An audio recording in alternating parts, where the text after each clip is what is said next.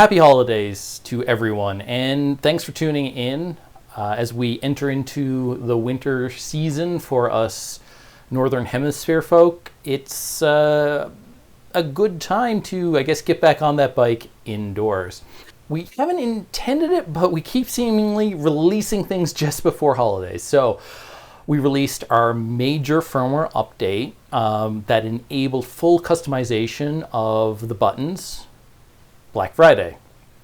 Well, today we're offering a few beta firmwares, and these are part and ideas that we might roll into the next version of our firmware, but they're all kind of based on customer requests. So let's start off by talking about the three firmwares.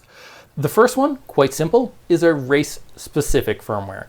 And what does that really mean? Well, we've changed, in conjunction with several users giving us feedback on our support email, we've mainly landed on one of the more recent users had a pretty good idea of what they wanted, and they kind of ticked all the boxes for everyone else. So what it is we've increased the responsiveness. So it's twice as responsive for single button presses and double presses. Means that you've got to be a little quicker for the double presses, but that doesn't seem to be an issue for anyone who's currently tried it. At least we haven't heard back from anyone who has a complaint about that. Now, it does kind of make it a little bit difficult, and yeah, it does increase the responsiveness in the private ANT mode as well. But the private ANT mode is a bit slower to send data, so you're only making a smaller gain there. So in BLE mode, it gives you that. But we also changed our baked-in setup. So the reason we did this is certain aspects of the customization we can't really easily replicate. So what I mean by that is we can't have users programming sequences of presses. So it's getting really complicated, and the interface gets difficult, and trying to track things as variables gets difficult to implement on a customization basis. So we limited it right now to single presses with modifier keys, and that you can put in the hex codes. Well, if you don't like the camera sequences, or if you want something else with that, you can't get it. So we changed some of the buttons, and those are outlined on the website, so that the primary thing is that it's single press to activate power-ups and not a double press for the spacebar. And that seems to be one of the things that people really wanted is a quicker access to using power-ups, because more and more of the races, it seems, have power-ups. So that's mainly a racer-specific firmware, and it addresses mainly indoor racing problems.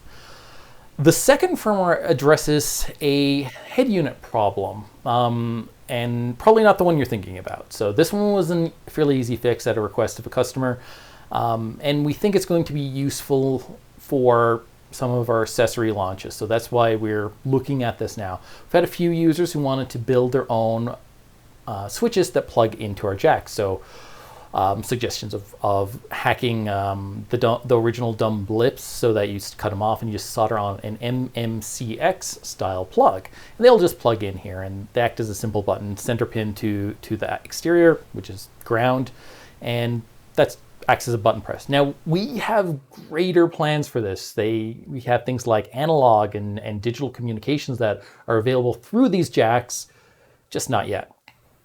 The reason there's a bit of a problem is that while Garmin allows full customization of buttons and supports all 4 channels of that private communication, Wahoo and Hammerhead does not. So they only respond to channel 1 and channel 2, which is the 2 buttons on it.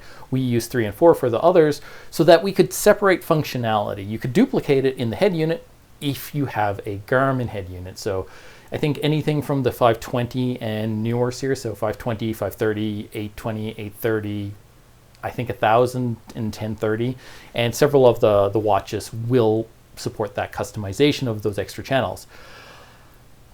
But the method that Wahoo and Hammerhead has used is more to emulate their own buttons on the device. And with that, they've expected only 2 channel inputs, so they're kind of ignoring the rest. Well, that means our jacks are not really useful for those users. And we knew that coming in, so we're just creating that alternative firmware now so that, yeah, if you have a Wahoo Element or a Hammerhead Karoo 1 or 2, then this should help if you want to actually explore using the jacks. The last firmware is just kind of our V6 candidate. It has some changes to BLE that allows re-enabling of some feature that we didn't launch with, then we had, then we didn't have, and now we're introducing it back as a beta again. So if there's something there that goes back and forth that you may like to re-enable, you can. Still very beta, still probably a little bit buggy. So we're still working on that and adding features into that. So we know that there are going to be other problems and other edge cases, but we've tried to cover off most of them with this.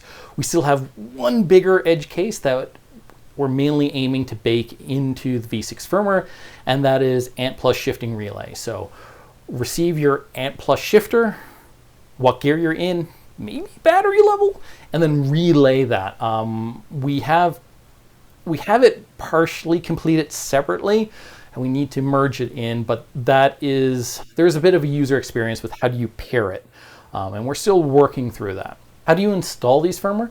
Just go to the website. They're all there in zip packages. You'll probably want to do this via your cell phone, download it directly to your phone, and use the Nordic Semiconductors NRF Connect app to connect to your commander. You need to be in commander mode, not steering mode, in order for this to send the firmware, or else things get wacky.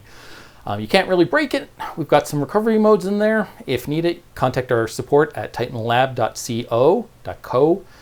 But basically, once you connect to it, you'll see a little DFU icon in the corner. If you're on Apple, though, you need to go into your settings and change the setting that I'm showing on screen right now. And that will enable, that fixes some bug with something that they've changed for the default in the Apple. These firmwares are interchangeable. You can download all 3 of them and just swap between them. And if at any point you want to go back to the main line, that's simple. Go back into the app, hit the update button. It'll say firmware 5, but this will be from the app. So that's our main line, and that'll restore functionality. All 3 of these still have full button customization for the BLE keyboard emulation.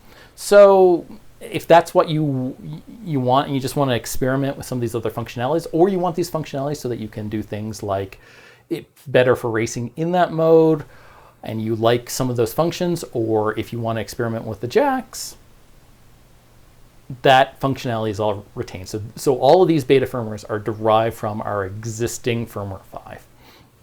And with that, happy holidays, and happy riding indoors in this wintertime. Take care.